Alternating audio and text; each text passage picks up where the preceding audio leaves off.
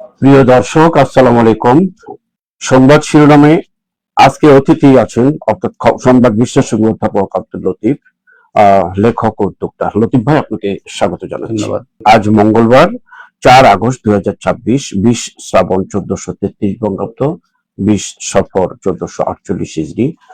এখন বর্ষাকাল, সূর্যোদয় হচ্ছে 5টা 31 মিনিট, আজ সূর্য অস্ত যাচ্ছে 6টা 41 মিনিট। আর প্রতিদিনের আজকেও শেখ নুরুল ইসলামের মূল পরিকল্পনায় আছেন। আর যার সৌজন্য অনুষ্ঠানটি পরিচালিত আজকে সম্প্রচারিত হচ্ছে অনেক পাবলিকেশন, 38/2 খ বাংলা বাজার, তাজমহল মার্কেট, বাংলা বাজার, ঢাকা। দীর্ঘদিন থেকে এই প্রতিষ্ঠানটি মাধ্যমিক উচ্চ মাধ্যমিক বইয়ের প্রকাশনা করে থাকে। তাদের উত্তরোত্তর উন্নতি কামনা করে আজকে পত্রিকা পড়া শুরু করছি। হাতে দিচ্ছি কালের কণ্ঠ। কালের কণ্ঠ পড়ার প্রথম যে খবরটি পড়ে শুনেছি, প্রায় 6 কলামে লেখা, স্বল্প সুদে ঋণ চান উদ্যোক্তারা, শিল্প রক্ষায় 2 লাখ কোটির তহবিল দাবি। বাম পাশে প্রধানমন্ত্রীর ছবি সহ একটি খবর, জ্বালানি সংকট মোকাবেলায় 3 নির্দেশনা প্রধানমন্ত্রীর, আসুন সবাই মিলে দেশটাকে পরিষ্কার ও সুন্দর রাখি। প্রধানমন্ত্রীর সঙ্গে বেজার বৈঠক, দক্ষিণ কোরিয়ার কোম্পানিগুলোকে বিনিয়োগের আহ্বান। স্বরাষ্ট্রমন্ত্রী বলেছেন, আওয়ামী লীগের তৎপরতার চালানো মুরদ নেই। এই ছিল প্রথম পাতার প্রথম দিকের খবর। শেষের দিকে খবরগুলো পড়ে শোনাচ্ছি। জুলাই গণ অভ্যুত্থান, রক্তাক্ত অসহযোগে চূড়ান্ত পরিণতির পথে আন্দোলন। অর্থাৎ 5 আগস্ট যে আন্দোলনটি, আজকে তো 4 আগস্ট, আগের দিনের মুহূর্তের কথা বলা হয়েছে। ঢাকায় চীনের রাষ্ট্রদূত, বিশ্ব পরিস্থিতি যাই হোক বাংলাদেশের পাশে চীন, চীনের উন্নয়নের অভিজ্ঞতা থেকে অনেক কিছু শেখার আছে, পররাষ্ট্র উপদেষ্টা Humayun Kabir. Army international Islamic institute উদ্বোধন করলেন সেনাপ্রধান ওয়াকারুজ্জামান। বিশেষ লেখা, আগুন ঝরা জুলাই, জুলাই রক্তে লেখা এক বিপ্লবের দিনলিপি, যেখানে এক গণ অভ্যুত্থানের গল্প, জুলাই স্মৃতি জাদুঘর। একটা বিশেষ প্রতিবেদন জুলাইকে নিয়ে ছবি সহ এসছে। মার্কিন বিনিয়োগে দেশের এফডিআই পুনরুত্থানের সুযোগ। খুলনায় সরকারি বেসরকারি এতিমখানা, সরকার শর্করা নির্ভর খাদ্য 76% পুষ্টি, শিশু পুষ্টিহীনতায়। ঢাকায় 408 গডফাদারের নিয়ন্ত্রণে মাদকের সাম্রাজ্য। আর একটি খবর পড়ি, শেষ পৃষ্ঠায় যাব। ঢাকায় চীনের রাষ্ট্রদূত, বিশ্ব পরিচিত খবরটি আসবে শেষ পৃষ্ঠায় কালের কণ্ঠ। জাতীয় পত্রিকা কালের কণ্ঠ শেষ পৃষ্ঠায় যে খবরগুলো আসছে, তারপরে আমরা আসবো অতিথির কাছে বিশ্লেষণে। হামে 89% পরিবারের ঋণের বোঝা, যৌথ জরিপে তথ্য। গড়ে চিকিৎসা ব্যয় 16,000 টাকা, সঞ্চয় শেষে 61% পরিবারের 4% পরিবারের চিকিৎসার খরচ চালাতে সম্পদ বিক্রি করতে হয়েছে। হামের উপর একটি প্রতিবেদন এসছে, সামাজিক অবস্থা মানুষের। কাশিমপুর ভূমি অফিসের সব কর্মকর্তা কর্মচারী বরখাস্ত, অনিয়মের অভিযোগ। কুল্লু সাপ। সরকারি প্রকল্পে বেসরকারি পিডি, বেতন 8,50,00,000 কোটি টাকার বেশি প্রকল্প থাকবেন আলাদা প্রকল্প পরিচালক। প্রতি 6 মাসে কর্মদক্ষতা মূল্যায়নের বিধান, নিয়োগে স্বচ্ছতার পাশাপাশি রাজনৈতিক প্রভাবের শঙ্কা।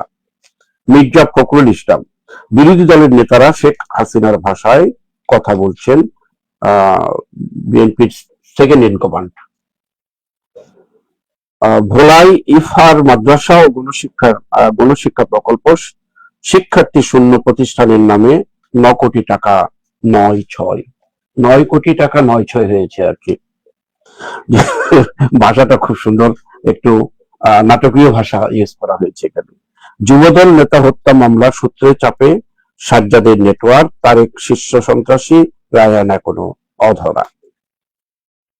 আলোচনা হচ্ছে না, ইরানকে কাবু করতে অপ্রচলিত কৌশল নিয়ে ভাবছে সেনকম। এই হচ্ছে আন্তর্জাতিক খবর। আর একটি খবর পড়ে আসবো অতিথির কাছে। পর্যটকের নতুন আকর্ষণ চাকঢালা ঝর্ণা। একটি ঝর্ণার ছবি, অত্যন্ত মনোমুগ্ধকর, দাঁড়িয়ে আছে একদম বান্দরবনে। সুন্দর একটি দৃশ্য, আমাদের সিলেটের যে ইয়েতে বড়ডাকা যেটা আছে মাধবকুণ্ডর আদলে তৈরি। এই ছিল মোটামুটি বিশেষ খবরগুলো পড়লাম। অতিথির কাছে আজকে স্বল্প সুদে ঋণ চান উদ্যোক্তারা, যেহেতু বাংলাদেশের অর্থনৈতিক অবস্থা নিয়ে একটা টলটলাম, এর মধ্যে আর একটি খবর এসেছে। মিলন ভাই, একটা বিষয় মানে আমি উল্লেখ করি, একবার আমাদের ঢাকা বিশ্ববিদ্যালয়ে একটা ক্লাসে কথা উঠছিল যে কিছু ঋণ খেলাপির প্রসঙ্গে, এরা ঋণ খেলাপি, মানে ঋণ খেলাপি শব্দটাকে তো আমরা খুব খারাপ চোখে দেখি।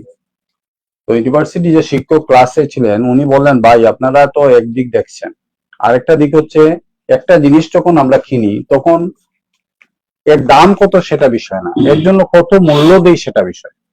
এর জন্য কত মূল্য দিই আমরা সেটা বিষয়। কারণ হচ্ছে মনে করেন একটা জিনিসের দাম 10 টাকা, আমি বন্দরবাজার গেলাম, গিয়ে জিনিসটা কিনে আনলাম, আমার রিক্সা ভাড়া টাড়া সব লাগলো, এটা হচ্ছে মূল্য। আমার সময়ের দাম, এটা হচ্ছে সময়, শ্রম, আমার অপরচুনিটি কস্ট। আমি এখানে বসে 10 টাকা ইনকাম করতে পারতাম, এটা বাদ দিয়ে গিয়ে 10 টাকা জিনিস কিনলাম, এই সবকিছুই খরচের মধ্যে আসে। তো উনি স্যার বললেন যে আপনারা ঋণ খেলাপিদের কথা বলেন, ঋণ খেলাপিদের কন্ট্রিবিউশন কত এটা হিসাব করছেন? সরকার সরকারি কর্মচারীদের বেতন দেওয়ার পিছনে কত টাকা ব্যয় করে, এদের পুনর্বাসন, এদেরকে বাঁচিয়ে রাখার জন্য এই ব্যবস্থা, এরা কন্ট্রিবিউট কি করে সেটা বিষয় না। এখন ঋণ খেলাপি যাদেরকে বলছেন তারা প্রতিষ্ঠানে হাজার হাজার কর্মীদের বেতন দিচ্ছে, হাজার হাজার কর্মীদের জীবন চলছে তাদের উপর দিয়ে, এইটা হচ্ছে কন্ট্রিবিউশন। এখন উদ্যোক্তারা যদি কম সুদে ঋণ চান, উদ্যোক্তারা সুদমুক্ত যদি ঋণ চান, তাও সরকারের দেওয়া উচিত, যদি সেই উদ্যোক্তা হয় আসল উদ্যোক্তা, বিদেশে টাকা পাচার না করে। আমরা পাকিস্তান আমলে মিলন ভাই 22 পরিবারের বিরুদ্ধে অনেক কথাবার্তা শুনেছি, কিন্তু 22 পরিবারের বিরুদ্ধে এই অভিযোগ কেউ তুলে নাই যে 22 পরিবার টাকা বিদেশ পাচার করেছে। হ্যাঁ, বলা হয়েছে তারা পূর্ব পাকিস্তান থেকে পশ্চিম পাকিস্তানে নিয়ে গেছে, কিন্তু পাকিস্তানের মধ্যে ছিল এটা, অথবা একটা ইন্ডাস্ট্রি থেকে তারা 10টা ইন্ডাস্ট্রি করেছে। এখন যদি উদ্যোক্তা হয় এমন যে অ্যাকচুয়ালি বিদেশে টাকা পাচার না করে, হ্যাঁ, তাহলে সেই উদ্যোক্তাকে যেভাবে পারা যায় সাপোর্ট দেওয়া দরকার, কারণ উদ্যোক্তার হাত দিয়ে যদি দেশ আগায় তাহলে এইটা হচ্ছে পারফেক্ট আগানো। আর যদি সরকার মানে বেতন দিয়ে বিভিন্ন বড় একটা কর্মী বাহিনী তৈরি করে এদের বেতন ভাতা দিয়ে যায় এবং বাজেটের বিশাল অংশ বরাদ্দ করে যেমন করা হয়েছে এইবার, এই ব্যাপারটা হচ্ছে একটা একটা মেকানিক্সটিক একটা মানে অর্গানিক ইয়ে আর কি, ইনঅর্গানিক ডেভেলপমেন্ট। এটা হচ্ছে একটা ফেব্রিকেটেড ডেভেলপমেন্ট। এই ডেভেলপমেন্টের এগেইনস্টে কিন্তু প্রফিট পাচ্ছে না, প্রফিটও পাচ্ছে না, এরা বসে বসে কাটছে সরকারি কর্মচারীরা এবং বেতন নিচ্ছে। এটা হচ্ছে একটা ওই কর্মচারীকে শেষ করে দেওয়া, শেষ করে দেওয়া, শুধু দেশকে না, ওই কর্মচারীর যে ক্রিয়েটিভিটি ছিল সে চিন্তা করতে পারতো। মিলন ভাই, দেখা গেছে সারা দুনিয়ায় যত দেশ উন্নতি করেছে স্ট্রেসের মধ্যে, বিপদের মধ্যে উন্নতি করেছে, এমনকি যুদ্ধকালীন অবস্থায় দেশের মধ্যে ক্রিয়েটিভিটি ডেভেলপ হয়েছে অনেক বেশি। এর কারণ হচ্ছে মানুষ যখন চাপে থাকে তখন তার পথ থাকে না ক্রিয়েটিভিটি ডেভেলপমেন্ট ছাড়া। এই লোকটা যদি বাইরে থাকতো সে ক্রিয়েটিভ হয়ে যেত, সে অনেক কিছু করে ফেলতে পারতো। এই যে আমাদের দেশের বড় বড় ইন্ডাস্ট্রিয়ালিস্ট আপনি যারা ভালোভাবে ডেভেলপ করেছে, তাদের আবুল খায়ের গ্রুপ হোক, আপনার ইয়ে হোক, এদের কথা চিন্তা করে দেখেন, এরা সবাই কিন্তু জিরো থেকে হিরো হয়েছে এবং স্ট্রেসের মধ্যে এরা মানে বিশাল উন্নতি করেছে, বিশাল উন্নতি করেছে, নিজেরা উন্নত হয়েছে, দেশকে দিয়েছে। সবাই আপনি মানে বড়লোকের পুরো বড়লোক হয়েছে, শিল্পপতির ছেলে শিল্পপতি হয়েছে উদাহরণ খুবই কম। হ্যাঁ, বরঞ্চ দেখা গেছে সেকেন্ড জেনারেশন এসে শিল্প ধ্বংস হয়ে গেছে, যে শিল্পপতির ছেলে জন্মগ্রহণ করেছে সে সব ধ্বংস করে গেছে, এরকম অনেক উদাহরণ আছে। তো সেজন্য যদি শিল্প উদ্যোক্তারা ঋণ চান, বিনা সুদে ঋণ দেওয়া উচিত এবং এদেরকে সাপোর্ট দেওয়া উচিত। আরেকটা চিত্র দেখেন মিলন ভাই, একটা উল্লেখ করি সব দর্শকদের সামনে, সেটা হচ্ছে ব্যবসা বাণিজ্য চালাবার জন্য আমরা ইনফর্মাল সেক্টরে অনেকেই আমরা 40-50% ইন্টারেস্টের মানে টাকা নেই। হ্যাঁ, এরা ডেইলি কালেকশন করে 40-50% ইন্টারেস্ট আদায় করে, এদের টাকা কখনো খেলাপি হয় না। হ্যাঁ, এরা টাকা কালেকশনের যে পদ্ধতিটা অপূর্ব। এই পদ্ধতিটা আমাদের প্রতিষ্ঠানগুলা, সরকারি ব্যাংক সবগুলা, বেসরকারি ব্যাংক সবগুলা অ্যাপ্লাই করতে পারে এবং অ্যাপ্লাই করলে এই যে গ্রামীণ ব্যাংক আছে এদের ঋণ খেলাপি নাই কেন? এরা ডেইলি কালেকশন করে, সেজন্য ঋণ খেলাপি নাই। এর জন্য খরচ যদি বেশি হয়, ডেইলি কালেকশনের মাধ্যমে এদেরকে কাজে লাগানো যেতে পারে। এগুলা ক্রিয়েটিভ জিনিসগুলা চিন্তা করা। স্বল্প সুদ নয়, আপনার বক্তব্য সুদ মুক্ত ভাবে যদি সেটাই যদি আওয়ামী লীগের তৎপরতা চালাবার অনুরোধ নেই, এই কথাটা স্বরাষ্ট্রমন্ত্রী কেমনে বললেন আমি বুঝি না। আমরা সবাই জানি আওয়ামী লীগ কিভাবে লুটপাট করেছে এবং টাকাগুলা কিভাবে বিলিবর্তন করেছে। আওয়ামী লীগ যারা করেছে সবাই লাভবান হয়েছে। এই যে টাকার জোর, এই টাকার জোরটা যারা পেয়েছে তারা তৎপরতা চালাবার অনুরোধ নাই, এই কথাটা বলা আসলে কতটুকু সঠিক আমি উনি ভালো জানে, আমি জানি না। কারণ হচ্ছে হ্যাঁ, যদি মানে জুলাই বিপ্লবের যারা ইয়ে ছিল, মাঠ কর্মী ছিল, যারা অ্যাক্টিভ ছিল, তারা যদি সক্রিয় থাকে, তারা যদি ঐক্যবদ্ধ থাকে, তাহলে পারবে না। কিন্তু ঐক্যবদ্ধ কতদিন? এখনই দেখা যাচ্ছে বিরুদ্ধে, এখনই দেখা যাচ্ছে টুকরো হয়ে গেছে, টুকরো হয়ে গেছে। টুকরো হয়ে গেছে। সেজন্য মুরদ নাই এই কথাটা বলার কোনো যুক্তি নেই, বরঞ্চ যারা মাল খেয়েছে যারা, তারা নাচবেই। তাছাড়া ভাই একটা রাজনৈতিক বক্তব্য, প্রকৃতপক্ষে দেশের বিশাল একটা অংশ আওয়ামী লীগের সাথে জড়িত আছে, মানে শত আওয়ামী লীগরা আছে, হয়তো এটা এরপর ডিস্ট্রাকটিভ হবে না, কিন্তু ডিস্ট্রাকটিভ তারা হবে যারা মাল খেয়েছে।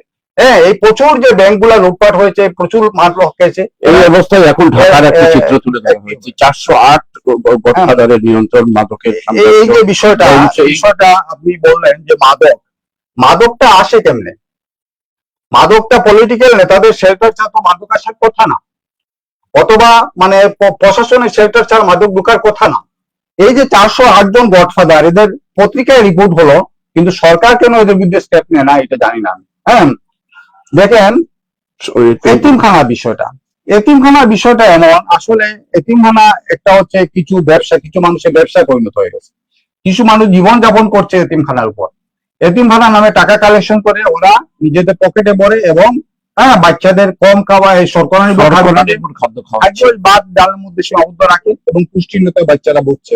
এইসব বিষয়ে আসলে একটা সুপারভিশন দরকার, কিন্তু সমস্যা হচ্ছে সুপারভিশনটা যাদের দিয়ে করাবেন, তারাই যদি এমন হয় যে আমাদের যারা আছে সুপারভিশন যেসব দায়িত্বে আছে, যেমন ফুড সিকিউরিটি সব দায়িত্বে যারা আছে, তারা নিজের পকেট ভরে, অথবা ইনকাম ট্যাক্সের দায়িত্বে যারা আছে তারা নিজের পকেট ভরে, সেরকম যদি সুপারভিশন হয়, এই সুপারভিশনের দরকার নাই।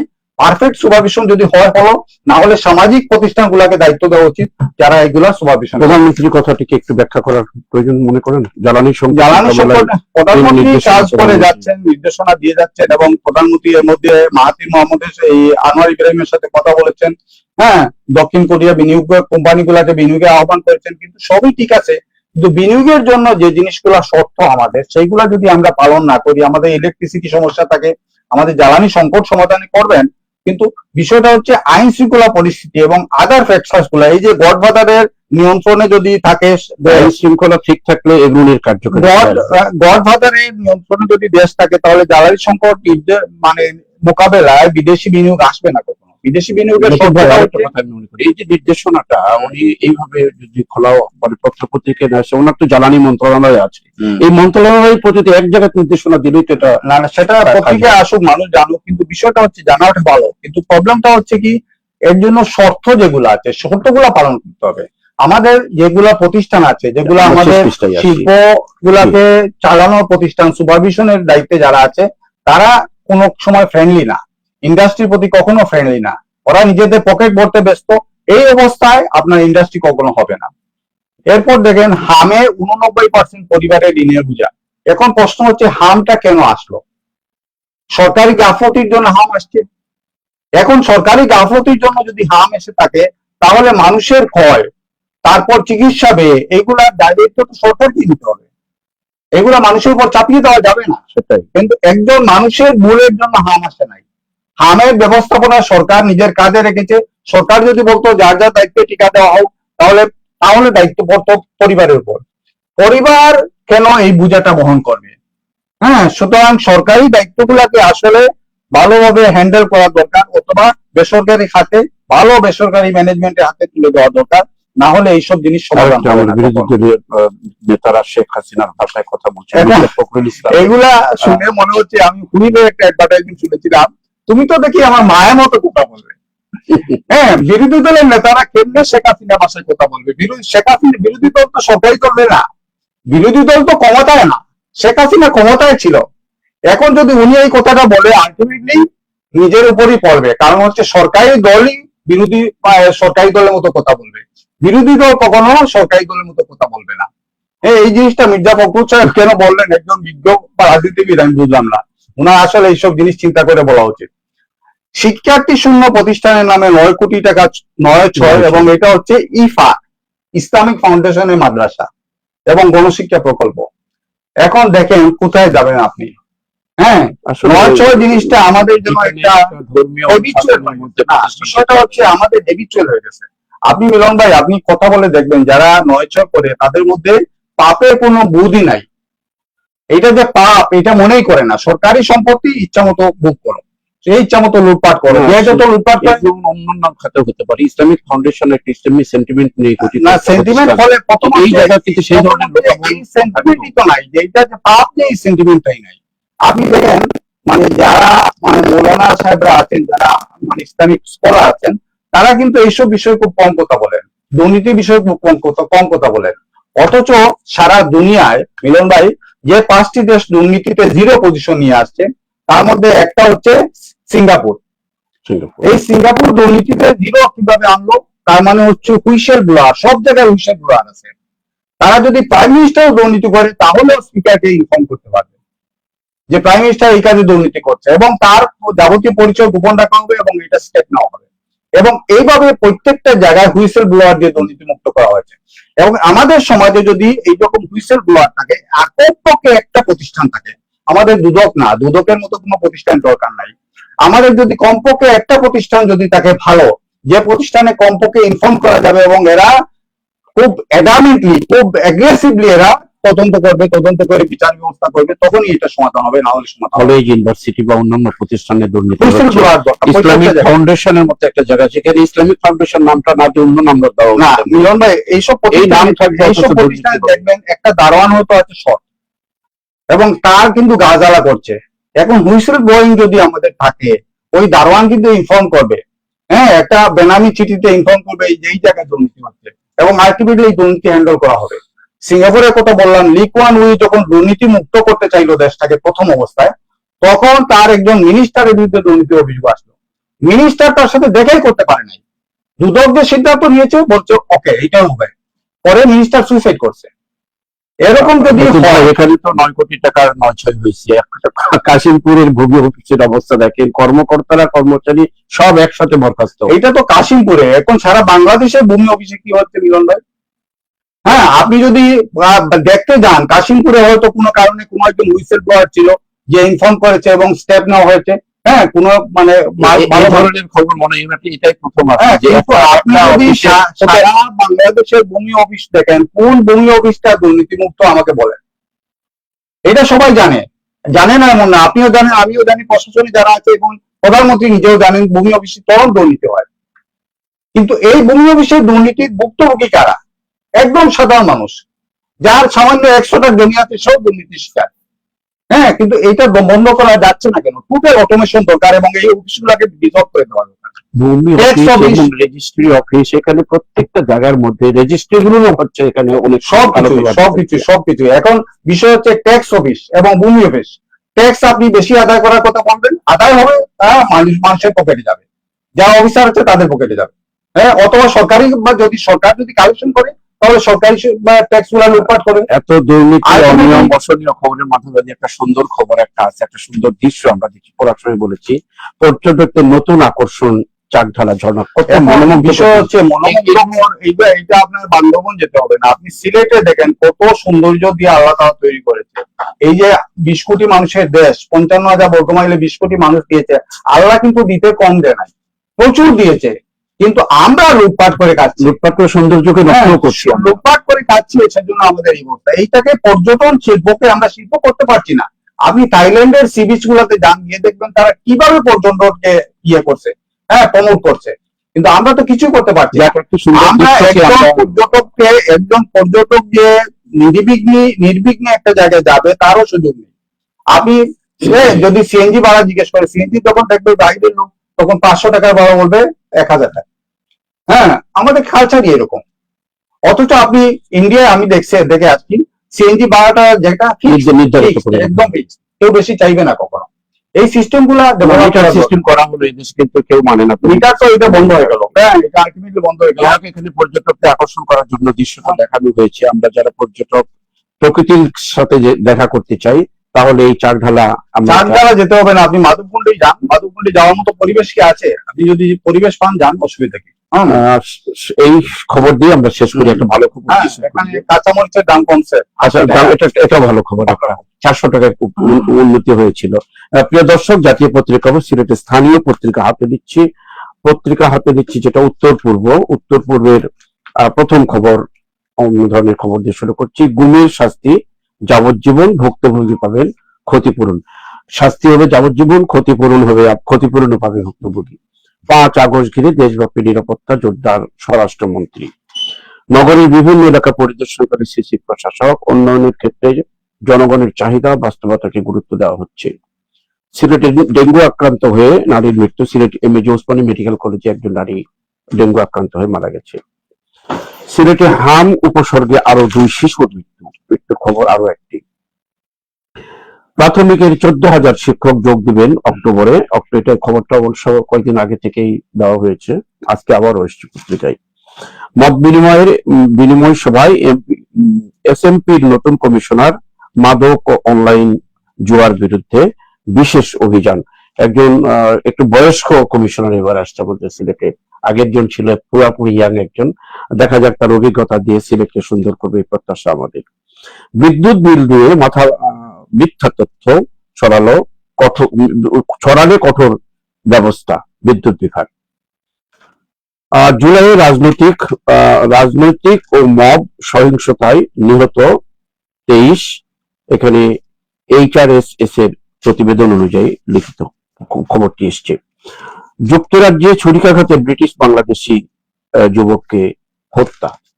এই ধরনের গণতন্ত্রের দেশেও কিন্তু এই ধরনের হত্যা হচ্ছে। এই ছিল উত্তর পূর্ব প্রথম পৃষ্ঠা। শেষ পৃষ্ঠায় আসছি আমরা। স্বাস্থ্যে 34,500 শূন্য পদ দ্রুত পূরণের নির্দেশ। স্বাস্থ্য বিভাগের এমনিতে বেহাল অবস্থা, এর মধ্যে শূন্য পদ আছে 34,000। উদ্বোধনী অনুষ্ঠানে ইমরান চৌধুরী, বিয়ানীবাজার গোলাপগঞ্জের নতুন এমপি। ক্রীড়া চর্চা আইনজীবীদের কর্মস্পৃহা বৃদ্ধি করে। উনি নিজেও একজন আইনজীবী। বিয়ানীবাজার হাসপাতালের সম্প্রসারণে জায়গা পরিদর্শন। এই একই খবরই, ওই একই এমপির বক্তব্য এটা। জুলাই গণঅভ্যুত্থান দিবসে বন্ধ থাকবে পত্রিকা। যেহেতু সরকারি বন্ধ থাকবে, এই জন্য পত্রিকা বন্ধ থাকবে, অর্থাৎ কালকের পরের দিন হয়তো আমরা অনুষ্ঠানটি করতে পারবো না পত্রিকার জন্য। জুলাই সনদ ও গণভোটের রায় বাস্তবায়নে কোনো ছাড় নয়। 11 দলের ঐক্য প্রস্তুতি সভায় ফখরুল ইসলাম। অর্থ বছরের শুরুতেই পোশাক রপ্তানি কমেছে 1.92%। কুলাউড়ায় অবৈধভাবে বালু বেচায় ইউপি সদস্যকে জরিমানা। ইউপি সদস্য হয়েও বালু বেচা কোনার সাথে উনি ব্যবসায় জড়িত। শ্রীমঙ্গলে উচ্ছেদ অভিযান, 6 প্রতিষ্ঠানকে জরিমানা। সাবির বাংলা বিভাগের আন্তর্জাতিক সম্মেলনের ওয়েবসাইট উদ্বোধন। সাবিতে শহীদ রুদ্র সেনের স্মৃতি সংরক্ষণের দাবি। জগন্নাথপুরে হত্যা মামলায় আসামিদের বাড়িতে হামলা, লুটপাটের অভিযোগ। বাড়িতে হামলা এবং লুটপাটের অভিযোগ। সাইবারনেটিক্স ও রোবো একাডেমির সার্টিফিকেট ও পুরস্কার বিতরণ ছবি সহ আসছে। একজন শিক্ষার্থীকে, প্রশিক্ষণার্থীকে দেওয়া হচ্ছে, সার্টিফিকেট দেওয়া হচ্ছে। মহানগর যুব জমিয়তের বৈঠক। ওসমানীনগরে ছিনতাইয়ের চেষ্টাকালে অস্ত্র সহ আটক 3। একটু ভালো খবর একটা পেলাম অনেকক্ষণ পর। আরো একটি খবর, হামের চিকিৎসায় ঋণগ্রস্ত 89% পরিবার সঞ্চয় শেষ। 100 জাতীয় পত্রিকার খবরটি এসছে। এই ছিল আমাদের স্থানীয় পত্রিকার খবর। প্রথম এই যে ঘুমের শাস্তির আগে আমি একটা পজিটিভ সংবাদ দিয়ে শুরু করি। এটা হচ্ছে সাইবারনেটিক্স রোবো একাডেমি প্রতিষ্ঠা করেছেন আমার বন্ধু খালেদ হোসেন। এবং এই জিনিসটা হচ্ছে একটা সোনম ওয়াংচুকের মতো একটা কাজ, ছোট কাজ, কিন্তু উনি চেষ্টা করে যাচ্ছেন যেখানে মানুষকে প্রকৃত শিক্ষা, স্কিল ডেভেলপমেন্টের দিকে নিয়ে যাচ্ছেন। আমাদের শিক্ষা প্রতিষ্ঠান কিন্তু স্কিল ডেভেলপমেন্ট করে না, সম্পূর্ণ ব্যক্তিগত যুগে উনি কাজ করে যাচ্ছেন এবং অবিরাম কাজ করে যাচ্ছেন। নিজেকে শেষ করে দিয়ে কাজ করে যাচ্ছেন। এবং এই জিনিসটা যে স্কিল ডেভেলপমেন্টের যে কি পরিমাণ ভূমিকা রাখছে, আমি মাঝে মাঝে ভাবতাম যে আমাদের স্কুলগুলোতে, মাদ্রাসাতে যদি আমরা ক্লাস 1 থেকে একটা কম্পিউটার ল্যাব করতে পারি, তাহলে 10 এর মধ্যে অনেক সফটওয়্যার ডেভেলপার বের হয়ে যাবে। এই জিনিসটা আমার পক্ষে করা সম্ভব হয় না, কিন্তু খালেদ হোসেন সাহেব আমার বন্ধু, উনি নিজের উদ্যোগে এই কাজটা করেছেন এবং আলটিমেটলি স্কুলের বাচ্চারা প্রচুর ট্রেনিং নিচ্ছে এবং স্কিলড হয়ে যাচ্ছে। এই জিনিসটা আমার তার প্রতিষ্ঠানের আশু উন্নতি কামনা করছি এবং সবার একটা দৃষ্টি আকর্ষণ, আরো এই ধরনের প্রতিষ্ঠান করে প্রতিষ্ঠানের প্রতি দৃষ্টি আকর্ষণ করেছি। আরো প্রতিষ্ঠান অন্যরা উদ্যোগ করে নেবেন এই আশা করছি। এরপরে আসেন গুমের শাস্তি যাবজ্জীবন ভুক্তভোগী পাবেন ক্ষতিপূরণ। গুম কেন হবে একটা দেশে? আমরা তো গুম চাই বেনিশ হয়ে যায়, গুমের শাস্তি কেন হবে আর ভুক্তভোগী ক্ষতিপূরণ কেন পাবেন? আমি আমি গুম এই হলাম, কথা থেকে মনে হচ্ছে যে আরো গুম হবে এবং এই প্রক্রিয়া চালু থাকবে। সেটা প্রক্রিয়া চালু থাকবে। ভুক্তভোগী আমি ক্ষতিপূরণ পাবো কেন? আমার ক্ষতি কি দিয়ে পূরণ হবে? আমার জীবনের 16টা বছর, আমার জীবনের 17টা বছর, আমার জীবনের 5টা বছর যদি শেষ করে দেওয়া হয়, তাহলে এর ক্ষতিপূরণ কি হতে পারে? হ্যাঁ, এটা এটা কেন যাবজ্জীবন হবে? এটা কেন মানে ইয়ে হবে না, ক্যাপিটাল পানিশমেন্ট হবে না? এই জিনিসটা আমার প্রশ্ন মাথায় আসে না। এরপরে দেখেন, এখানে বলা হচ্ছে মাদক ও অনলাইন জুয়ার বিরুদ্ধে বিশেষ অভিযান হবে। এই হবেটা কেন? এটা পুলিশ প্রশাসনের দায়িত্ব হচ্ছে মাদক অনলাইন জুয়ার সাথে সাথে বন্ধ করা। হবে এটা তো ভবিষ্যৎকাল। আমরা তো ভাই আশায় আশায়, ওই যে সুমনের একটা গান আছে না, আশা নিয়ে গড় করি, আশায় পকেট ভরি, পড়ে গেছে কোন ফাঁকে ছেঁড়া দুলি। আমাদের বিষয়টা হচ্ছে আমরা আশায় আশায় জীবন কাটাচ্ছি। আরেকটা গান গেছিল, আমি আর একবার আসিয়া না না, ওই যে আশায় আশায় থাকি। আশা আশা দিন দিয়ে গেল, আশা পূরণ হলো না। আমাদের জীবনটা এরকম যে আমরা আশায় আশায় আছি কিন্তু আশা পূরণ হচ্ছে না। মাননীয় পুলিশ প্রশাসককে অনুরোধ করব, আপনারা স্টেপ সাথে সাথে শুরু করবেন। যে কোনো বিষয়ে অরাজকতা তৈরি হওয়ার সাথে সাথে স্টেপ শুরু করবেন। এটা হবে বলে কোনো কথা আমরা শুনতে চাই না। ভবিষ্যৎ নিয়ে আমাদের চিন্তা নেই, আমাদের চিন্তা হচ্ছে বর্তমান কাল নিয়ে। উন্নয়নের ক্ষেত্রে চাহিদা মেটানোর জন্য আসলে গুরুত্ব দেওয়া হচ্ছে, যেটা আমাদের প্রশাসকের বক্তব্য। সারা চষে বেড়াচ্ছে প্রতিদিনই। প্রশাসক মহোদয় একটা জিনিস আমরা বলেছিলাম যে রাস্তায় ছোটখাটো জিনিসগুলা রিপেয়ার করা। আমরা দেখেছি উনি কাজ করেছেন এবং অনেক জায়গায় ছোটখাটো এগুলা রেগুলার একটু করা দরকার।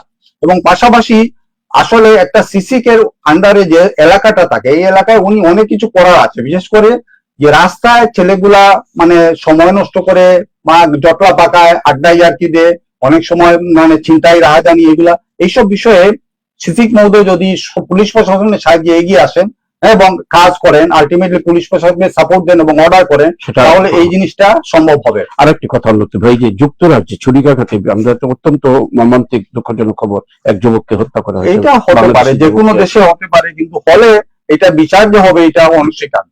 এবং আমাদের সমস্যা হচ্ছে আমাদের বিচার হয় না। বিদ্যুৎ বিল নিয়ে মিথ্যা তথ্য ছড়ালে কঠোর ব্যবস্থা। বিদ্যুৎ বিল নিয়ে মিথ্যা তথ্য ছড়ালে কঠোর ব্যবস্থা, কিন্তু বিদ্যুৎ বিলে যে সমস্যাগুলো হচ্ছে, আপনি তো আপনার সমস্যা দূর করবেন। আগে ভৌতিক বিল, আগে তো আপনার সমস্যা সলভ করবেন। আপনার মনে করেন দোকানের কর্মচারী, আপনি দোকানের কর্মচারীকে যদি ঠিক মতো পরিচর্যা না করে আপনি বলেন যে কেউ যদি আমার বিরুদ্ধে মিথ্যা তথ্য করে, মিথ্যা কোনটা সত্য কোনটা? হ্যাঁ, একটা গান আছে না, সত্য কি আর মিথ্যা কি সে তো আমি জানি না, সে তো আমি বুঝি না। বিষয়টা হচ্ছে এই সত্য মিথ্যা, আপনার কাছে যেটা মিথ্যা আমাদের কাছে সেটা সত্য। বিদ্যুৎ বিল। কারণ আজকে সাইফুল ইসলাম সাহেব সকালে দেখলাম ওই যে চ্যানেল আই সংবাদ পর্যালোচনায় বললো যে তার বিদ্যুৎ বিল আসতো 2000 টাকা, গত মাসে আসছে 11,000 টাকা। উনি কি আমি সেই কথাটা বলতে চাচ্ছিলাম, বিদ্যুৎ বিভ্রান্ত চলতেছে, বিদ্যুৎ নাই, তারপরে বিদ্যুৎ বিল প্রত্যেকটা মানুষ বুক করছে বিদ্যুৎ বিলে। গত মাসে প্রত্যেকটা মানুষকে যা 5,000 টাকা বিল আসতো সে দিয়েছে 15,000 টাকা। আমি ইসলাম ব্যাংকের ম্যানেজার সাহেবের কথা শুনেছি, উনি বলছে গত মাসে 15,000 টাকা দিয়েছি, যেখানে 5,000 টাকা আসতো। আমি নিজে ভুক্তভোগী। এই যে আমরা আমাদের কথা যদি বলতে যাই, সেটা কি মিথ্যা হয়ে যাবে? আর আপনার এই মিথ্যা নিয়ে তো চিন্তা কেন? আপনার চিন্তা হচ্ছে আপনার প্রতিষ্ঠানকে এফিসিয়েন্ট করেন। এই যে ভৌতিক বিল কেন আসবে, এগুলাকে দূর কালকে গণমাধ্যমে একজন ভোক্তা বলছে 1,500 থেকে 2,000 হলে তার সংসারে যে বিদ্যুৎ কাট ভরা লাগতো, এখন সেখানে এই মাসে 8,000 টাকার ভরা। না, এটা আমি নিজে আমি বলতেছে মিথ্যা তথ্য ছড়ালে তার কঠোর শাস্তি, অথচ এখন ভৌতিক বিল হচ্ছে কেন? বিদ্যুৎ বিভাগের কাছে এটা মিথ্যা হবে, কিন্তু আমাদের কাছে এগুলো সত্য। সেজন্য বলছিলাম সত্য কি আর মিথ্যা কি সেটা আমি বুঝি না। আর বিষয়টা হচ্ছে এইগুলো নিয়ে চিন্তা না করে আপনার বিদ্যুৎ বিভাগকে এফিসিয়েন্ট করেন, সরকারি প্রতিষ্ঠান যেগুলো আছে সবগুলোকে এফিসিয়েন্টলি পরিচালনা করেন, সেটাই হচ্ছে আমাদের কাম্য। আমরা আর অগ্রসর হতে পারবো না। এখানে সুন্দর একটি কথা এসছে যে বিদ্যুৎ বিলে মিথ্যা তথ্য দেওয়া কথা নয়, বিদ্যুতের বিল ভৌতিক বিল যেন না আসে, তখনই এই মিথ্যা তথ্যকে নিয়ে কোনো তৎপর হবে না। প্রিয় দর্শক, খবরে যে বেশ সুন্দর সুন্দর কিছু কথা এসছে আজকে, এবং অতিথির কাছে সুন্দর বিশ্লেষণ আমরা শুনলাম। আগামী কালকে অনুষ্ঠান হবে আমাদের, কিন্তু পরের দিন হবে কিনা এখন আমরা বলছি। যদি আমরা পত্রিকা পাই পরের দিন, আমরা যেহেতু কালকে সরকারি বন্ধ আছে, আবারও দেখা হবে কালকে এই সময়, এই প্রত্যাশা রেখে। আর বিশেষ করে আমাদের সম্প্রচারের সহযোগিতা অনেক পাবলিকেশন বাংলা বাজারের এই প্রতিষ্ঠানটি, তাদের উত্তরোত্তর উন্নতি কামনা করছি। এর প্রতিষ্ঠাতা মহতাবউদ্দিন মিলনকে কৃতজ্ঞতা জানাচ্ছি। আর সাথে সাথে আজকে অতিথিকেও আর সুন্দর বিশ্লেষণের জন্য আবারও ধন্যবাদ ধন্যবাদ। জানিয়ে অনুষ্ঠান শেষ করছি। আল্লাহ হাফেজ।